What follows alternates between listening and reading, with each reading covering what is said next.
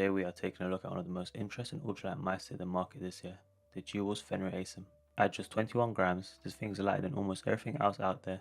But it's not just the weight that makes it unique, the asymmetric shape, the design choices, and the compromises all come together to make the Fenrir Asym a mouse you either love or pass on entirely. After using it across Kovacs and Valorant for a few days, here's my full breakdown of how it performs and what you can expect. Let's start with the shape, because that's the real standout feature of the Fenrir Asym. It takes a very different approach from the common, safe fingertip shapes. You get a noticeably wider rear, and the asymmetric right side gives your ring and pinky finger a much more natural and relaxed resting position. That alone makes it more comfortable over long sessions, especially if you're someone who tends to grip a bit tighter.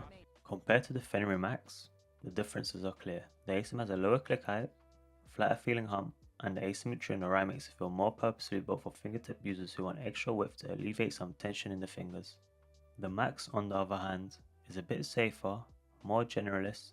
It doesn't feel quite as dialed in for fingertip grip, but it suits a broader range of users. Then there's the Pulsar X2F, which I say is easily one of the safest and most beginner-friendly fingertip shapes out there. It feels very natural in the hand and easy to get used to, as the width is similar to a full-size mouse. The only real gripe I've had with it is the curvature near the back of the mouse. The left side feels like it's almost unnecessary and digs into your palm, but the right side, where your ring and pinky finger rest, actually feels decently comfortable.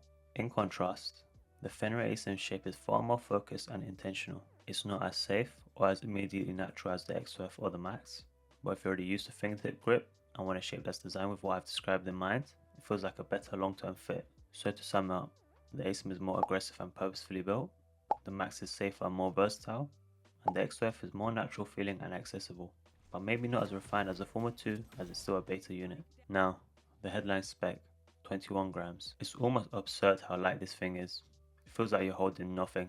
If you're coming from something slightly heavier, like a 40 to 50 gram mouse, it might actually feel too light at first. The mouse makes it extremely easy to flick and adjust your aim, but it does come with an initial period where it can feel a bit jittery at first, especially when trying to micro adjust or trying to track smoothly. That said, after a couple of sessions, my hands started to adapt to the weight and it began to feel more natural. Click performance is solid here. The clicks are light and responsive with a low button height that keeps your finger close to the mousepad, which in theory should lead to more precision. That principle holds up pretty well in practice, whether you're in game playing Valorant or working on scenarios in Kovacs. It feels sharp and snappy. The scroll wheel has clear defined steps and is easy to actuate, but I do have a small gripe. It's recessed quite deep into the shell. While it's still usable, it doesn't feel as natural or satisfying to use as other mice. So overall, great clicks, decent scroll, but not perfect.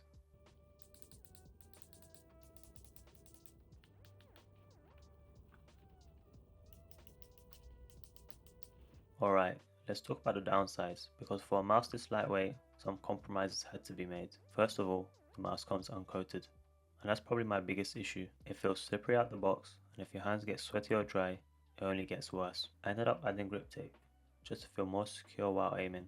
The provided grip tape from Jewels does the job really well. Secondly, the holes in the shell. Now they're obviously part of why this mouse can hit 21 grams, but they're not the most comfortable, especially over longer sessions. You'll definitely feel them against your hands, and depending on your grip, it might become an issue. The third thing is the included dot skates. They're very small, thin and offer a more controlled glide. If you're used to smoother, faster skates, these won't feel great. I swapped mine out for J dots, which helped a lot with the glide and consistency. And one thing I'll add, even though the skates are small and thin, they're not scratchy. Fourth, the scroll wheel. As I mentioned before, it's recessed too deep into the shell for my liking. Usable, yes. Enjoyable, not quite for me. And lastly, the side buttons. They're tiny and almost flush to the shell, which makes them hard to find and awkward to use mid-game. I did end up misclicking them here and there a few times. That being said, just having side buttons at 21 grams is still very impressive. Now when it comes to performance, this mouse is extremely capable once you get used to it. Coming from the Hitscan Hyperlight, I found myself needing a few days to adjust to the weight and shape. At first it almost felt too light. I was constantly over flicking as I ended up putting too much force into my movements, but once I added grip tape and got more familiar with the shape, things started to settle. My tracking scores in Kovacs felt more in line, and in Valorant I could make quick micro adjustments without overcorrecting. This is definitely a mouse that benefits from giving it time. Don't rush to judge it after a few hours. The shape, the weight, and the feel is so different from most other mice that you need to adapt before you can appreciate it. So, what's the verdict on the Jewel's Fenrir Asym? It's a bold, experimental mouse. I just 21 grams is pushing boundaries most companies haven't touched. It's not for everyone, and it's definitely not perfect, but if you're a fingertip grip user who values shape and lightweight design, it offers something genuinely unique. The asymmetric wear, low button height, and crazy low weight combine into a mouse that feels effortless once it clicks. Yes, the lack of coating, the small skates, and the recessed scroll wheel are compromises, but that's a trade-off for something this niche. Personally, I actually prefer it over the Fenrir Max, which I didn't expect going in, but I will say, if you do end up picking it up, give it time. Coming from heavier mice, it'll take a few sessions before your aim fully adjusts. I'm still tweaking things myself, and I've had it for a while now. Also, quick disclaimer, Jewels did send this mouse out for review, but as always, everything I said is based on my own honest experience. If you're interested in picking up the Fenrir Asym, you can use my affiliate link in the description down below. Make sure to use the code Zervesta at checkout for a discount.